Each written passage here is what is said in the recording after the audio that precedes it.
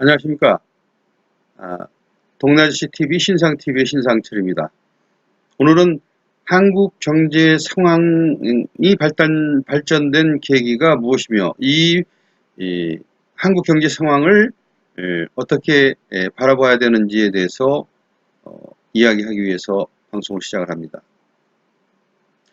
한국과 일본의 이러한 경제 전쟁이라면 전쟁, 경제 상황 자체가 상당히 그 충돌로서 이루어지는 이러한 심각한 상황이 되어가고 있는 현재의 상황입니다. 그런데 이러한 경제 상황 자체가 발전된 계기는 아베 정권의 말을 빌리자면 일제강점기 피해자의 문제와 위안부 문제가 일본에서 합의를 했는 그러한 상태를 지키지 못해서 현재 경제 상황을 이끌어 간다고 이렇게 이야기를 했습니다. 그러나 이러한 그 일제강점기 피해자와 위안부 문제는 박근혜 정부에서 일본에서 기금을 조달해서 위안부와 강제징용 피해자 재단을 만들어서 이를 기준으로 해서 피해자들에게 지급을 해주고 또 그러한 관리를 하기 위한 그러한 재단을 만들었었는데 문재인 정부가 들어서면서 이 재단에 대한 합법성이라든가 국민의 정서에 맞지 않다 해서 이러한 재단이라든가 이러한 기금 자체를 인정하지 않고 없애버리는 그러한 관계로서 발전된 것이라고 생각을 합니다. 그런데 가장 중요한 것은 한국 정부에서 이러한 문제를 해결하기 위한 적극적인 사고를 가지고 있었는가가 상당히 중요한데 실질적으로는 상당히 적극적인 대응을 하지 못한 그러한 문제가 있었습니다. 이러한 그 방송 자체는 강제 피해자와 위안부 문제가 집중되는 것이 아니라 경제적인 문제에 대해서 과연 어떻게 우리가 받아들여야 될 것이냐 하는 것이 관건입니다. 현재 문재인 정부에서는 문재인 정부가 들어서면서 대미 관계도 소원해지고 또 대일 관계도 소원해지는 그러한 양상이 되어 있는 상태입니다. 문재인 정부에서는 가장 큰 치적 자체가 대북 관계에서 북핵 문제를 문재인 정부 주관하에서 문재인 정부에서 중간 역할을 확실하게 하면서 그것을 해결하려고 노력을 했는데 현 상황에서는 미국과의 관계도 소원해졌고 일본과의 관계도 소원해졌을 뿐만 아니라 중국과의 관계도 소원해지고 러시아의 관계도 상당히 소원해진 이러한 이상한 상황이 전개되고 있는 상황입니다. 저는 이렇게 생각을 합니다. 문재인 정부가 들어서면서 경제적으로 국민들이 풍족하든가 아니면은 그래도 걱정 없이 평안하게 생활을 했나 하는 것을 생각을 해보면 그러한 시간이 하루도 없었다고 저는 생각을 합니다. 문재인 정부는 장하성 교수를 대통령 비서실에 부르면서 경제 정책 자체를 장하성 실장을 통해서 진두지휘를 했으며 이러한 장하성 실장의 진두지휘한 경제정책 자체가 정말 우리 경제를 파국으로 치닫게 하는 심각한 문제를 발생하게끔 만들어 놓았습니다. 소득주도 성장이라는 것 자체는 말은 그럴듯하게 사회주의적으로 상당히 이치에 맞고 그러한 경제 논리이긴 합니다만 현재 우리나라가 추구하고 있는 자본주의 사회에서는 이러한 사고는 절대 옳지 못한 사고입니다. 자본주의 사회에서는 자본가들이 돈을 투자를 해서 그 돈으로 인해서 경제를 일으키고 그러한 경제에 일으킨 그러한 과정에서 노동자나 농민들이 거기서 같이 먹고 사는 그런 구조가 돼야지 된다는 것이 제 생각입니다. 노동자, 농민이 주가 돼서 모든 것을 진행한다는 것은 있을 수가 없고, 노동자, 농민은 절대로 위험을 감수할 수 있는 그러한 자본과 그러한 추진력 자체가 전혀 있을 수가 없습니다. 그것은 자본가들이 할 수 있는 얘기고, 자본가들이 실수를 충분히 감당하면서, 실패를 충분히 감당하면서 할 수 있는 자본가들만이 투자를 하고 앞으로의 경제를 살릴 수 있고 발전시킬 수 있는 가능성이 있다고 저는 생각을 합니다. 가장 근본은 자본가들이 투자를 해서 그러한 사고만 가진, 이론만 가진 그러한 형태를 실제화시키면서 더 나은 방향으로 발전시키는 것이 자본주의 사회의 꽃이면서 그것이 앞으로 우리가 발전해내가야 할 4차 산업혁명의 기간이라고 생각을 합니다.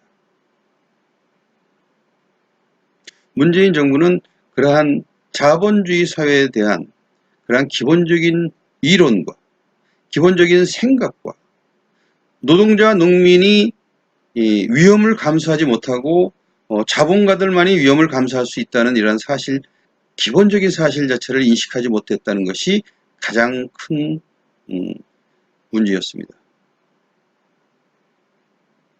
그러면서 현 상태는 일본과 경제 전쟁이 시작되어 있는 상태고, 이러한 외교적인 문제 자체가 경제적인 문제로 발전을 했고, 또 일본도 아베 정권의 존립 기반이 극우 지향적이면서 일반 국가로 전환하자는 아베 정권의 생각 자체를 추진하기 위한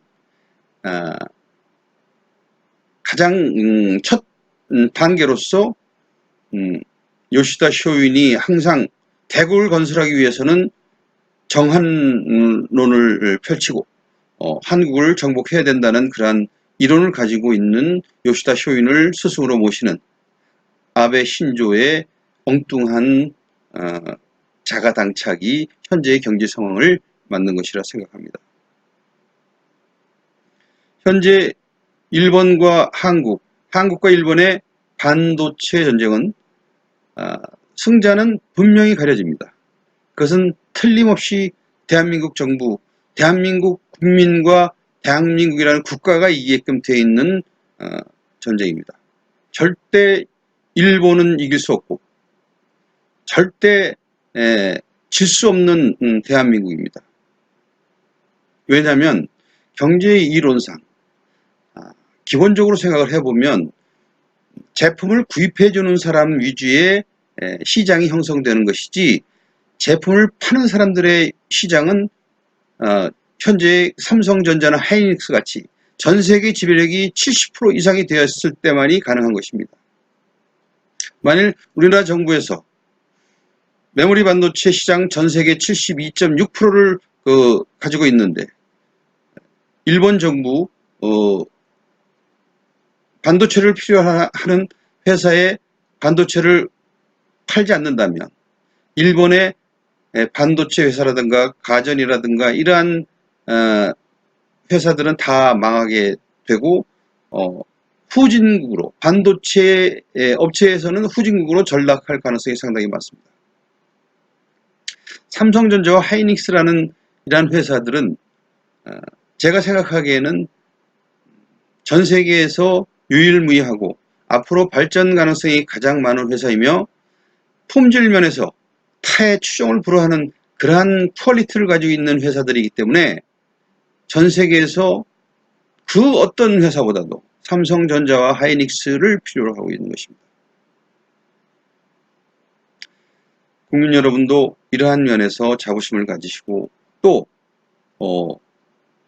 반도체뿐만 아니라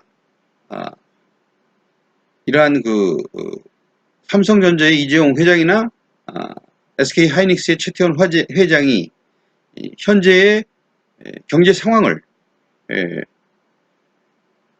대처하는 그러한 능력을 보면 저는 우리나라 경제에도 엄청나게 커져 있지만 이재용 회장과 SK하이닉스의 최태원 회장이 경영 능력 자체가 전 세계에 수위를 자랑하는 그러한 회사를 이끌 만한 능력이 있다는 것이 제 생각입니다.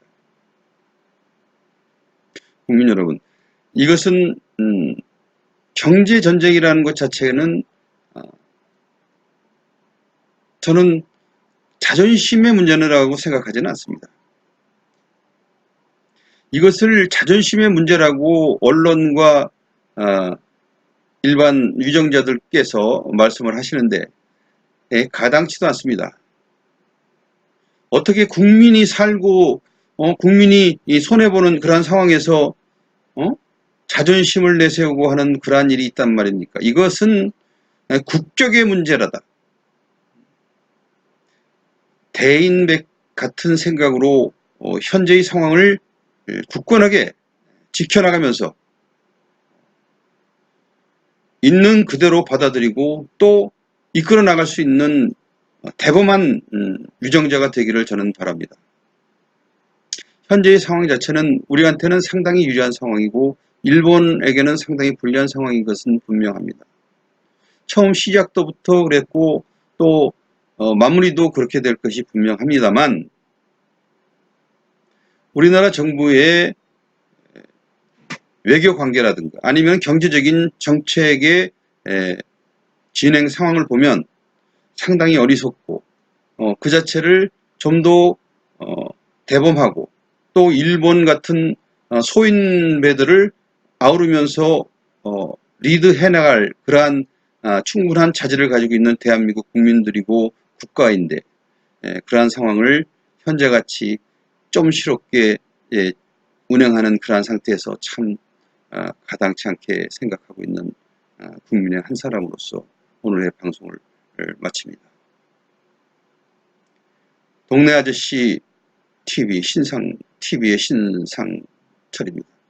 좋아요 또 구독 버튼 꼭 눌러주시길 바랍니다. 감사합니다.